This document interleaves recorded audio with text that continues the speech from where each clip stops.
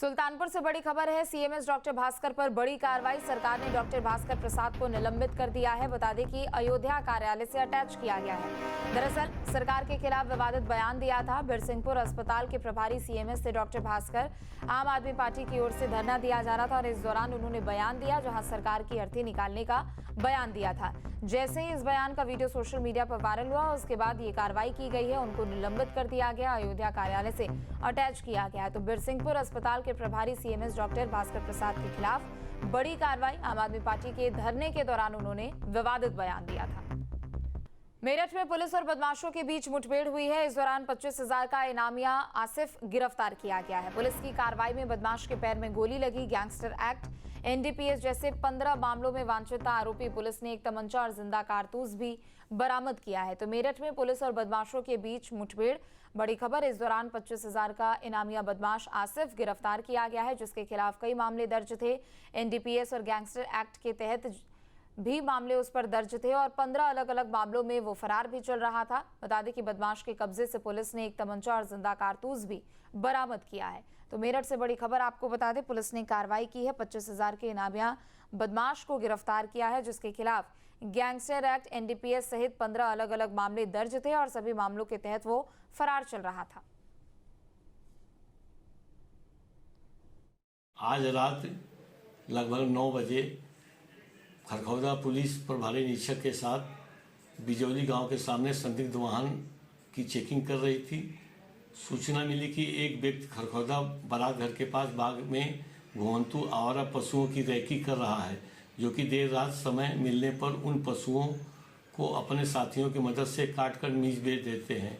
इस सूचना पर पुलिस पार्टी बगीचे के पास पहुंची। उस व्यक्ति को रोका और टोका गया तो उसने पुलिस पे फायरिंग किया। जवाबी फायरिंग में पुलिस द्वारा फायरिंग की गई तो उसके बाएं पैर पे गोली लगी। उसके पास से एक अदद कट्टा, जिंदा कारतूस और खोखा बरामद हुआ।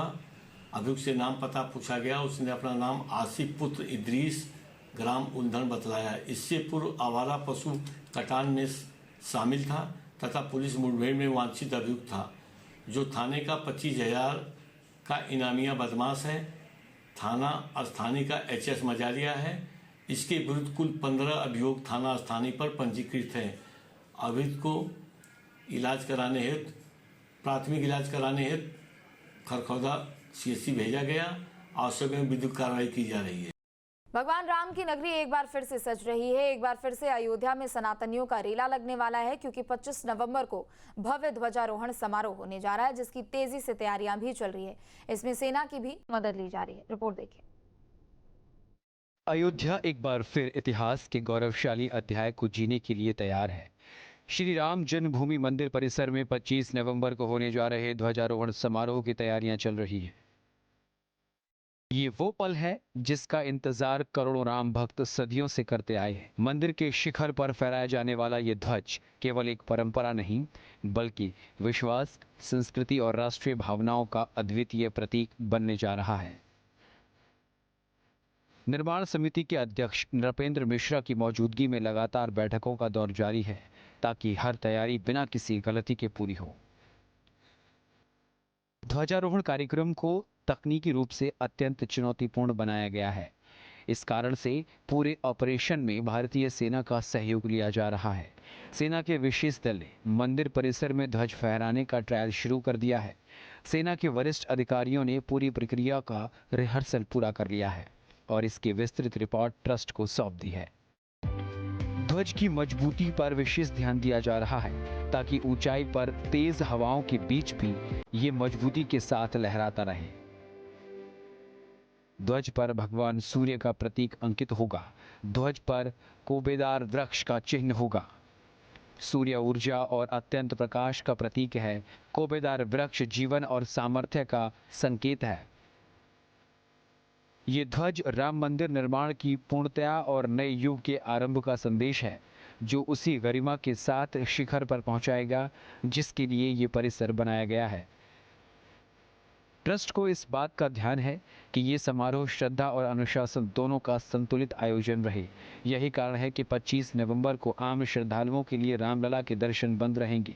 लगभग 8,000 आमंत्रित श्रद्धालु ही इस कार्यक्रम में शामिल हो सकेंगे। ध्वजारोहण के दिन परकोटा और सप्त मंदिरों में दर्शन बंद रहेंगे, जबकि अगले ही दिन से सभी श्रद्धालुओं के लिए दर्शन व्यवस्था फिर से खोल दी जाएगी। अवध के इस विशेष उत्सव के लिए मंदिर में विशेष अंतिम कार्य भी तेजी से पूरे किए जा रहे हैं। ध्वजारोहण के इस आयोजन को धार्मिक दृष्टि से जितना महत्वपूर्ण माना जा रहा है, उतना ही ये राष्ट्र की अस्मिता से जुड़ा है।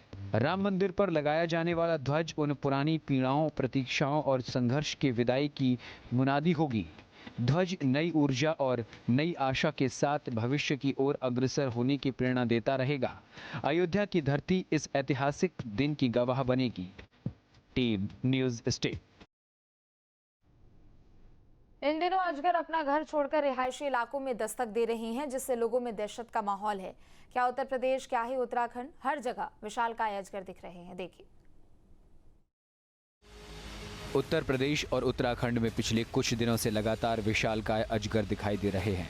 कहीं ट्रक में छिपा अजगर राहगीरों में हड़कंप मचा रहा है, तो कहीं किसान की छत पर चढ़कर सनसनी फैला रहा है। तो आइए आपको बताते हैं इन घटनाओं का पूरा सिलसिला, जो वन्य जीवों की बढ़ती गतिविधियों और हमारे आसपास के पर्यावरण के बदलते हालातों की गवाही देता है। सबसे पहले बात लखनऊ की।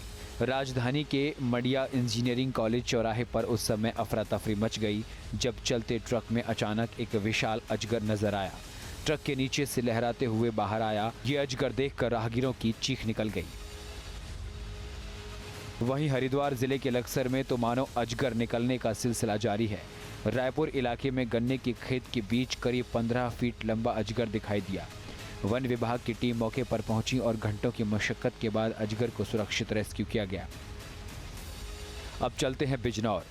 नांगला थाना क्षेत्र के खानपुर गांव में एक किसान की छत पर ही अजगर चढ़ गया। इतनी नजदीकी पर इतना विशाल सांप देख ग्रामीणों के होश उड़ गए।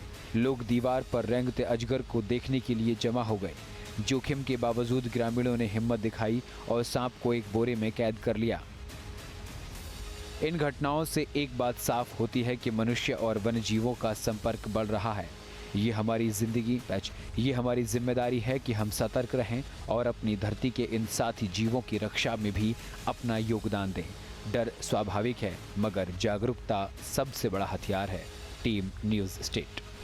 और बड़ी खबर, जहां कासगंज पुलिस को बड़ी सफलता हाथ लगी है। जिया हत्याकांड का सनसनीखेज खुलासा टीम ने किया है। बता दें कि प्रेमिका के भाई फैजल ने ही वारदात को अंजाम दिया था।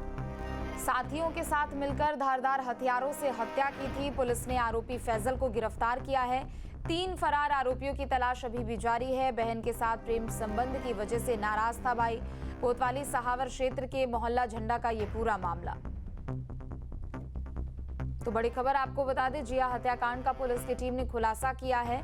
पुलिस ने आरोपी फैजल को गिरफ्तार किया। दरअसल भाई ने ही अपने दोस्तों के साथ मिलकर इस वारदात को अंजाम दिया।